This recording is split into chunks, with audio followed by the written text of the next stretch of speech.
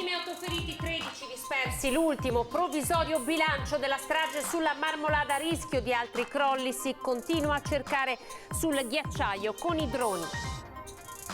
Il premier Draghi nel pomeriggio arriva a Canazei, incontra i familiari delle vittime. Il governo è al lavoro perché non accada mai più. La commozione del presidente Luca Zaia: è venuto giù un condominio di ghiaccio. Il Veneto ha pagato un pesantissimo tributo di vittime e dispersi. L'ultimo selfie di Filippo ai familiari della vetta della Marmolada. Davide, la guida alpina incordata con la moglie, e le storie delle vittime finora identificate. Da oltre un secolo l'Università di Padova compie misurazioni sulla Marmolada. Il geografo Varotto: prevediamo l'estinzione del ghiacciaio nel 2030. Dani urla e personale aggredito. È accaduto nella pediatria dell'ospedale di Mestre. È arrestata la mamma di un ragazzino che, spaventato, si era presentato in un reparto. Si avvicina la donata triveneta degli alpini che si svolgerà ad Asiago dall'8 al 10 di luglio. Le penne nere si preparano aspettando gli alpini ogni sera su Antenna 3.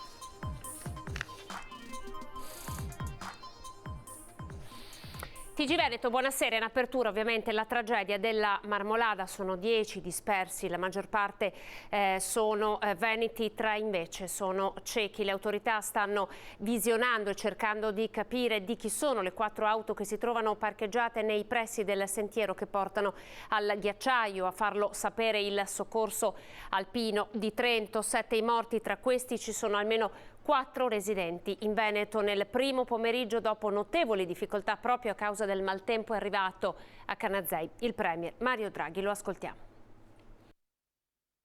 Ora, questo è un dramma che certamente ha dell'imprevedibilità, ma certamente dipende dal deterioramento dell'ambiente e della situazione climatica. Oggi l'Italia piange queste vittime e si stringe a loro, tutti gli italiani e le italiane si stringono a loro con affetto.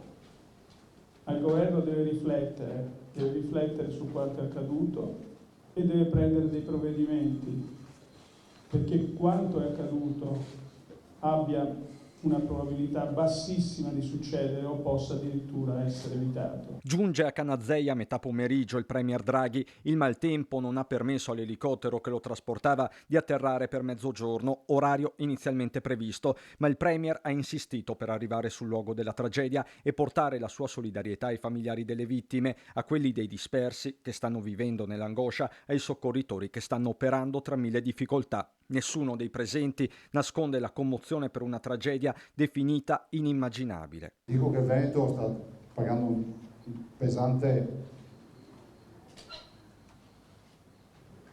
cioè sta pagando veramente una situazione pesante. Noi abbiamo 3 vittime identificate, 7 dispersi o reclamati, persone che comunque delle quali non abbiamo notizia. Ed è una situazione che assolutamente non pensavo mai, almeno io che ne ho viste di tragedie, di dover affrontare. Un messaggio di cordoglio è arrivato da Papa Francesco: prego per le vittime, si rispetti la natura, le parole del pontefice. Lo stesso capo dello Stato è in contatto con i presidenti di regione e province autonome. Il Presidente Mattarella giustamente dice: ringraziate a nome mio, ha chiamato anche me, ringraziate a nome mio tutti coloro che stanno lavorando. Non è un teatro facile quello di questa tragedia. Ricordo solo a tutti voi che si è staccato un blocco di detriti e ghiaccio lungo 200 metri, largo 60 metri e spesso 30 metri. Poi nei campi da calcio spessi 30 metri.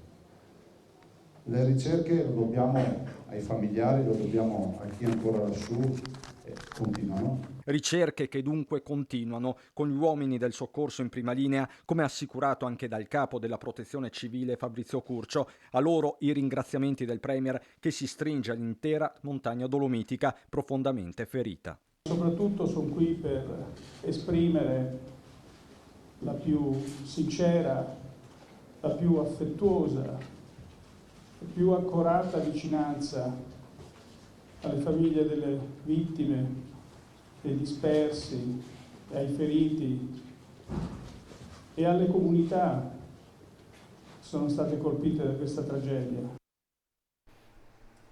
E sulla Marmolada dunque proseguono le ricerche ovviamente difficili per l'altissimo rischio di ulteriori distacchi. Dunque si lavora con il sorvolo dei droni e poi l'elicottero si alza se vi fossero appunto trovati sul ghiacciaio dei reperti.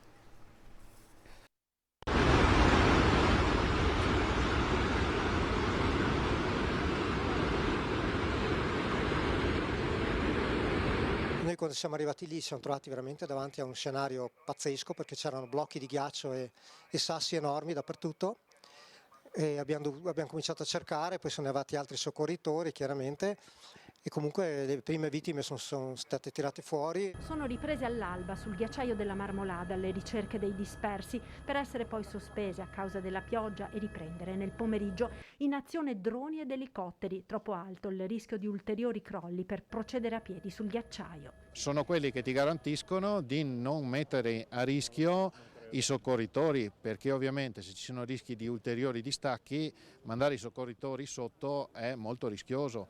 Mentre il drone, se dovesse succedere, perdiamo un drone, ma non è la fine del mondo. Quindi i soccorritori fisicamente vengono trasportati solo nel momento in cui si dovesse trovare qualcosa. Si cercano le persone, si cercano gli oggetti che possono aiutare ad identificare le vittime. La forza dell'enorme massa grigia di ghiaccio, acqua e detriti precipitata verso valle a 300 km all'ora ha lasciato intatto ben poco. Si cercano zaini, portafogli, documenti per dare un nome e una risposta ai familiari dei tanti che ancora mancano all'appello e che ieri, in una caldissima domenica di inizio luglio, avevano deciso di intraprendere l'escursione sulla Marmolada. Una splendida giornata festiva, e questo purtroppo ha aggravato il bilancio della tragedia. Fosse accaduto oggi sarebbero molte di meno le persone coinvolte. Alpinisti comunque esperti, in cordata con la guida. Alpinisti che stiamo scendendo alla Marmolada, insomma, con la corda, attrezzatissimi con i ramponi e tutto quanto, anzi sono stati veramente tanto sfortunati, ecco, in questo caso qui. Ovviamente al centro della puntata di Ring di questa sera la tragedia della Marmolada e il sondaggio che vi proponiamo. Questa è la domanda: Marmolada, colpa dell'uomo? Utilizzate come sempre i contatti che vedete in sovraimpressione, lo 0422 16 26 691 se la vostra risposta è affermativa, lo 0422 16 26 690 se la risposta invece è negativa. L'esito del sondaggio questa sera in onda a Ring. E tocca anche il bassanese, il dramma della Marmolada. Una delle 7 vittime, la guida alpina Davide Miotti, gestiva da anni un negozio sportivo. Siamo a Belvedere di Tezze. È di 7 vittime, 14 dispersi, tra cui 4 vicentini, il bilancio della tragedia di domenica in Marmolada, dove il crollo di un seracco ha travolto le cordate di alpinisti che stavano salendo in vetta. Tra le salme riconosciute anche quella di Davide Miotti, residente a Cittadella, che si trovava in alta quota con la moglie Erika Campagnaro, attualmente tra i dispersi. La coppia viveva in via Canave a Cittadella, dove i 2 figli e i familiari stanno attendendo notizie con la speranza che almeno Campagnaro possa essere ritrovata sana e salva. I 2 dal 1998 gestivano un negozio a Belvedere di Tezze sul Brenta. Miotti era molto noto anche tra gli alpinisti della Marca, iscritto al CAI di Castelfranco Veneto. Ci troviamo davanti al negozio Su e Giù Sport, il negozio che gestivano Davide Miotti, guida alpina 51enne, e la moglie Erika Campagnaro di 45, entrambi residenti a Cittadella. Negozio molto frequentato proprio per la tipologia del materiale della merce venduta sia dal bassanese che dall'alta padovana. Un grande amore per la montagna che Davide Miotti e la compagna Erika Campagnaro appunto portavano anche quotidianamente all'interno del loro negozio. Oggi lunedì il negozio è chiuso per il turno infrasettimanale. C'è una curiosità perché proprio tutti i lunedì, vedete, veniva organizzato il lunedì con la guida. Era proprio Davide Miotti, esperta guida alpina, che portava le persone che aderivano a questa iniziativa a fare delle escursioni in montagna. Lei conosceva bene i due titolari? Lo conoscevo benissimo, una persona squisita, onesta, di tutto e di più, una passione enorme per la montagna e basta. Conoscevo molto bene ed era un mio cliente e mi venivo a prendere la roba qua perché avevo via in bicicletta e tutto qua, insomma. So che consumava tante arance perché lui diceva deve andare a scalare, quindi ha bisogno di vitamine e tutta sta roba qua. Va bene, mi dispiace. Penso che la più grande cosa, le più grandi doti che aveva Davide è la passione per quello che faceva. Perché ci trovavamo anche qualche volta qui alle 5 del mattino, lui che partiva, io aprivo il bar, dunque a quell'ora lì. E dopo il legame che aveva con i suoi clienti, con la sua gente, è una cosa che mi ha scosso molto, ti dirò. Nel pomeriggio il Presidente del Consiglio Draghi si è recato a Canazei per vedere di persona cosa è successo. Oggi l'Italia piange queste vittime, ha dichiarato il Premier. Quanto accaduto, ha continuato, ci deve spingere a lavorare perché non accada più. Una tragedia che ha strappato la vita anche il giovane papà di Malo, Filippo Bari, tra le vittime del Vicentino accertate per un bilancio che vede Vicenza la provincia più colpita dai lutti delle tragedie ad alta quota. Restano la gioia e il sorriso di un'istantanea, l'ultimo ricordo di Filippo Bari, il 27enne di Malo, giovane papà tra le vittime vicentine riconosciute della tragedia della Marmolada, immortalato in un selfie, il ghiacciaio alle spalle, mandato alla famiglia tra quelle montagne che dopo pochi minuti hanno travolto e inghiottito tra ghiaccio e roccia lui e gli altri alpinisti che stavano salendo in vetta. Lui tra le vittime di un bilancio della tragedia ad alta quota che si aggiorna di ora in ora e che vede la provincia vicentina la più colpita dai lutti. Con lui, tra le vittime riconosciute, ci sarebbero anche Paolo Dani e Tommaso Carollo. Stamattina la conferma, dopo l'identificazione da parte dei familiari di Filippo, arrivati a Canazei, che scuote le comunità di Malo e di Isola Vicentina, dove lavorava Filippo e dove risiede la famiglia che è sempre rimasta in contatto con il primo cittadino che scrive sui social: Filippo è scivolato via, la grande Marmolada se l'è voluto tenere con sé.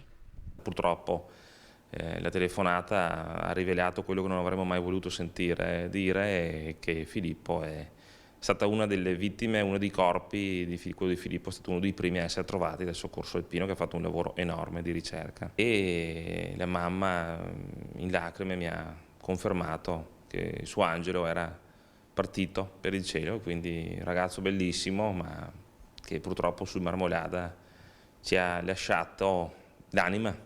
E quindi ci ha detto che la loro prima preoccupazione è quella di fare in modo che insomma torni a casa. E in attesa del rientro della salma per il giorno dei funerali, il comune di Malo annuncia il lutto cittadino. Poco fa ho sentito anche gli uffici e sentirò anche la giunta per dichiarare il lutto cittadino e quindi manifestare la nostra vicinanza ai familiari e a tutti i cari di Filippo. Mentre sarebbero 2 i vicentini feriti sopravvissuti alla furia del ghiaccio e ricoverati non in pericolo di vita a Trento. Università di Padova da oltre un secolo studia la Marmolada. Abbiamo incontrato Mauro Varotto, la studia da 17 anni. Sentite che cosa ci ha detto. Mauro Varotto, geografo dell'Università di Padova ed esperto di Marmolada. Lei è da 17 anni che continua a esaminare lo stato di salute pessimo di questo ghiacciaio, un ghiacciaio purtroppo destinato all'estinzione. Sì, purtroppo lo stiamo rincorrendo ogni anno perché sale sempre di più e quindi si sta riducendo progressivamente. Siamo ormai al 20-25% della superficie di un secolo fa e anche il 25% del volume totale originario, quindi veramente ridotto ai minimi termini, e la previsione che noi abbiamo fatto appunto della totale fusione, diciamo, oppure veramente di gran parte della superficie del ghiacciaio è prevista dal 2035. Questo che vedete inquadrato è un plastico della Marmolada. Sì, questo è un plastico della Marmolada che abbiamo messo appunto per far capire il veloce arretramento, diciamo, del ghiacciaio dal 1905 fino all'ultima linea che abbiamo messo appunto prima dell'inaugurazione del museo, era il 2018.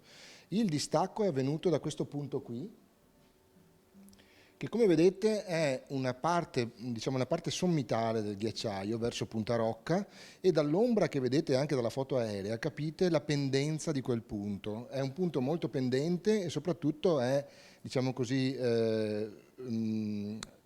diciamo, sopra la parte rocciosa verticale, diciamo, che delimita il vallone che poi è la via normale verso la vetta di Punta Penia. Quindi la valanga, diciamo così, il distacco è venuto da questo punto, che è un punto di ghiaccio appunto molto esposto, ed è sceso proprio da questa parete verticale, quindi prendendo velocità, e poi, se avete visto le immagini, ha proseguito la sua corsa praticamente seguendo quella che era la linea della lingua del ghiacciaio del 1900. Esattamente, dove sono stati colpiti gli escursionisti? Li hanno colpiti sicuramente in questo punto qui della via normale, ma potrebbero aver colpito anche persone, diciamo, ai piedi del ghiacciaio, quindi in questa zona magari semplicemente anche turisti, persone che non dovevano salire in vetta ma che erano proprio nei paraggi e sono stati travolti da questa valanga che, immaginiamoci, appunto una sorta di più palazzi di ghiaccio che ti avvolgono. Era un evento prevedibile questo, tra l'altro un evento che non si è mai verificato.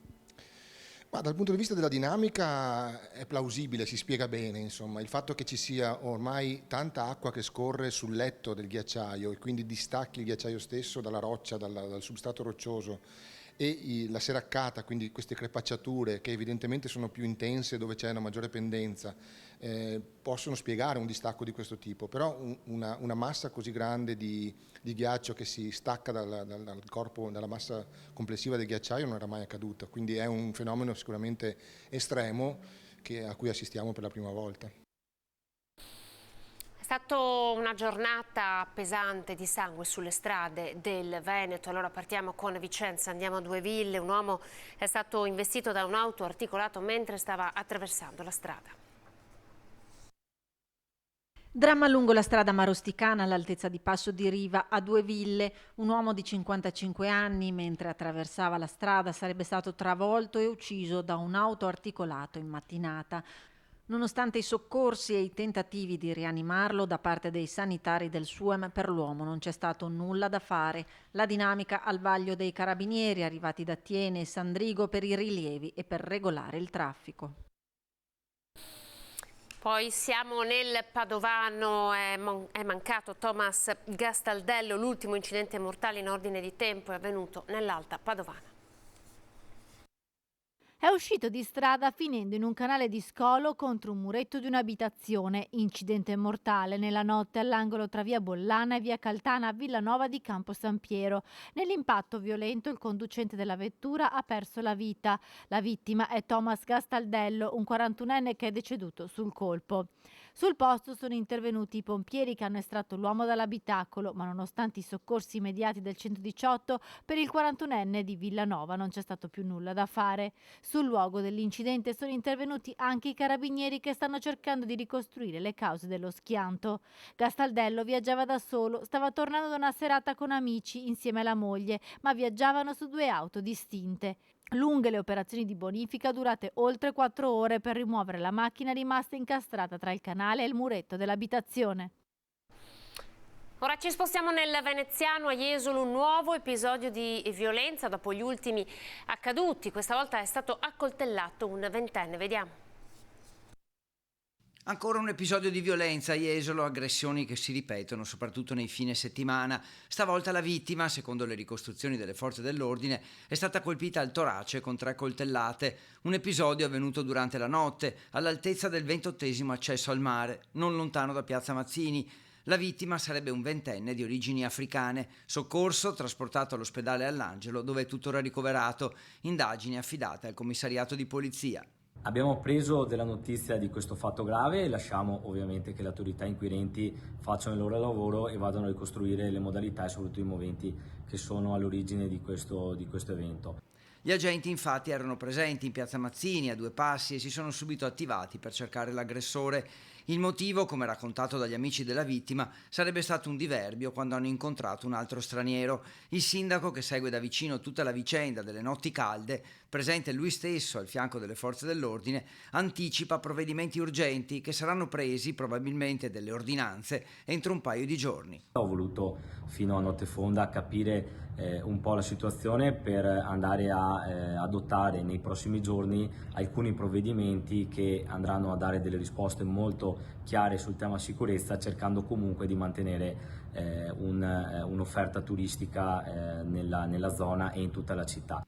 Per quanto riguarda le possibili ripercussioni negative sull'immagine della città e sul turismo, il primo cittadino non ha dubbi. Jesolo è una città sicura, quindi i turisti possono continuare tranquillamente a scegliere Jesolo come meta per le proprie vacanze. Ci sono degli episodi sicuramente gravi ma limitati su cui stiamo cercando assieme alle forze dell'ordine, assieme al signor prefetto, di dare delle risposte molto precise. Un altro episodio di violenza, siamo nel veneziano ospedale dell'Angelo di Mestre. Una donna ha lanciato delle sedie urlando, rompendo addirittura dei vetri. È successo nel reparto di pediatria, dove nel fine settimana una donna ha dato in escandescenze minacciando e insultando il personale, scena a cui siamo purtroppo abituati, ha dichiarato la dottoressa Cavicchioli, primaria del reparto. Aggressione ingiustificata che sta svolgendo la propria funzione. Ci eravamo trovati la testimonianza del primario ad accogliere reparto un minore spaventato che aveva abbandonato la casa per motivi su cui le forze dell'ordine stanno indagando. Si è presentata in condizioni non adeguate al suo ruolo di genitore e da questo sono nati i tentativi di calmarlo la donna. Le aggressioni verbali, gesti e danneggiamenti hanno portato al suo arresto. Ora le forze dell'ordine stanno verificando ogni aspetto della vicenda e su quanto avvenuto in precedenza nel nucleo familiare. La tutela del minore coinvolto è la prima grande priorità. Un incendio di vegetazione e sterpaglie. Torniamo sui Colli Euganei per parlarvi ancora di questo problema. L'incendio ha coinvolto un'area boschiva tra il Monte Peraro, il Monte Gallo, a Cinto Euganeo, in località Spergarda. Sul posto stanno lavorando da ora i vigili del fuoco arrivati da Padova ed Este per contenere le fiamme. Il sindaco di Cinto sta monitorando la situazione che fortunatamente sembra essere sotto controllo. Il rogo non sta lambendo casa e non ci sono feriti. I vigili del fuoco dovranno capire se le fiamme sono di origine dolosa o provocate dal caldo e dalla siccità. La moglie e la mamma non stanno bene. Walter Onichini, il commerciante in carcere per aver sparato al ladro, chiede i domiciliari. Abbiamo intervistato il suo avvocato. Walter Onichini, dopo quasi 10 mesi di carcere, chiede la sospensione o il differimento della pena per poter tornare a casa oppure una misura alternativa come la detenzione domiciliare. Una richiesta che il commerciante di carni di Legnaro, in carcere per aver sparato e ferito un ladro entrato in casa sua nel luglio del 2013, ha fatto tramite il suo avvocato perché la moglie Sara ha bisogno di cure e deve affrontare un intervento. Anche la madre di Onichini non sta bene, non riesce a gestire da sola la ditta che prima portava avanti con il figlio. La richiesta arriva dopo mesi difficili per la famiglia. La moglie Sara, mamma di 2 figli minorenni, deve sottoporsi ad un intervento per risolvere un problema cardiaco, ma non sa a chi affidare i 2 bambini che da mesi attendono il ritorno a casa del papà, condannato a 4 anni e 11 mesi per il tentato omicidio aggravato del ladro albanese che il 22 luglio del 2013 era entrato nella loro casa di Legnaro per rubare. Ora la famiglia si è trasferita a Camponogara. A novembre la moglie Sara aveva scritto una lettera al Presidente della Repubblica, Sergio Mattarella, per chiedere la grazia per Walter, ma non c'è stata ancora risposta. Nell'attesa, il legale della famiglia Onichini ha richiesto al Tribunale di sorveglianza il rinvio alla sospensione dell'esecuzione della pena o almeno la detenzione domiciliare. Per l'ordinamento penitenziario al detenuto che presenta domanda di grazia spetta di poter chiedere la sospensione dell'esecuzione, ma nella famiglia di Walter ci sono dei gravi problemi di salute sia per la compagna, mamma dei suoi figli che ha una sua azienda, sia per la madre che manda avanti l'azienda della famiglia e quindi si può chiedere, cosa che abbiamo fatto, la detenzione domiciliare per consentire al detenuto di dare una mano e di stare con i bambini, uno dei quali è sotto i 10 anni, perché altrimenti non riescono né a curarsi né a mandare avanti le attività che hanno. Walter Onichini è rinchiuso da quasi 10 mesi nel carcere 2 Palazzi di Padova, in un regime protetto per garantire la sua incolumità, mentre il ladro che aveva ferito è latitante nonostante la condanna definitiva a 3 anni e 8 mesi per il furto nella villetta del commerciante di carni. Sabato mattina gli alpini si incontreranno alla colonna Mozza dell'Ortigara per la cerimonia più toccante della storica adunata di Asiago prevista per questo weekend.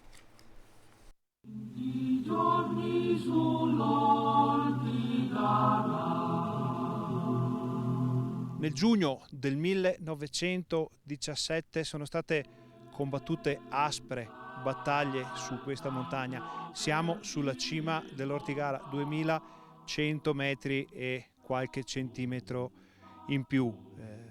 battaglie furiose che sono entrate nella storia. Qui non c'è pietra, non c'è sasso, non c'è buca che non possa raccontare episodi di incredibile eroismo, di follia umana di quello che è stato il carnaio della prima guerra mondiale. Qui c'è una frase per non dimenticare, l'hanno messa gli alpini che si sono ritrovati su questa cima per la prima volta nel settembre del 1920.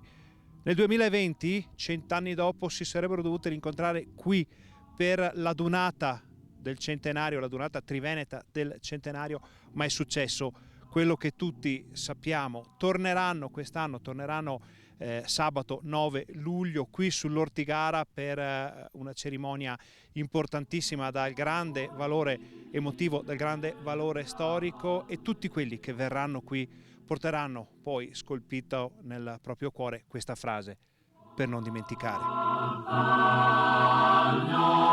Non ha più soldati.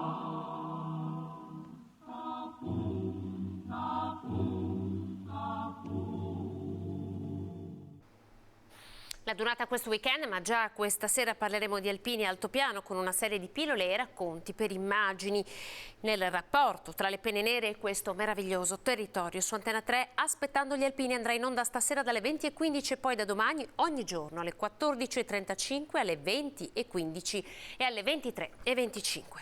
L'appuntamento è con Ring questa sera invece alle 21:15 subito Giampaolo Bottacino, assessore alla protezione civile della regione del Veneto, e poi Erika Baldin, Movimento 5 Stelle, Roger De Menec, Partito Democratico, Alberto Villanova, Lega, e Mario Conte, sindaco di Treviso.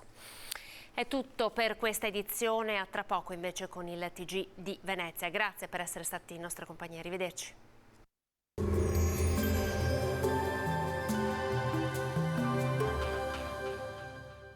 Autodemolizioni Signor, a Villorba dal 1969 al vostro servizio. Rottamazione auto, vendita ricambi nuovi e usati, vendita autovetture sinistrate o usate. Bentrovati al meteo. Anticiclone meno saldo sul nostro territorio, correnti più fresche portano un graduale calo termico e anche una locale instabilità. Vediamo dove nel dettaglio. Sul Veneto la grafica di martedì 5 luglio ci mostra una situazione tutto sommato buona con sole prevalente. Avremo alternanza di nuvole e rasserenamenti sui rilievi con occasionali temporali possibili sin dal mattino, anche di forte intensità, che potrebbero via via poi estendersi anche alla pianura circostante. Farà ancora abbastanza caldo, ma molto meno rispetto ai giorni precedenti. Avremo temperature in diminuzione, sia pure lieve per il momento. Minime tra 15 e 23 gradi, massime invece comprese tra i 28 e i 33 gradi. Spostiamoci ora sul Friuli Venezia Giulia, rovesci sulle zone montane, possibili fin verso le aree limitrofe, più soleggiato invece altrove. Temperature minime sui 20-24 gradi, massime sui 31-32 gradi. Infine diamo uno sguardo alla situazione del Trentino Alto Adige. Anche qui avremo una certa variabilità con nuvolamenti e precipitazioni sparse un po' per tutta la giornata. Temperature minime intorno ai 17-18 gradi, massime sui 32 all'incirca. Dal meteo di Antena 3 per ora è tutto, grazie per l'attenzione, arrivederci.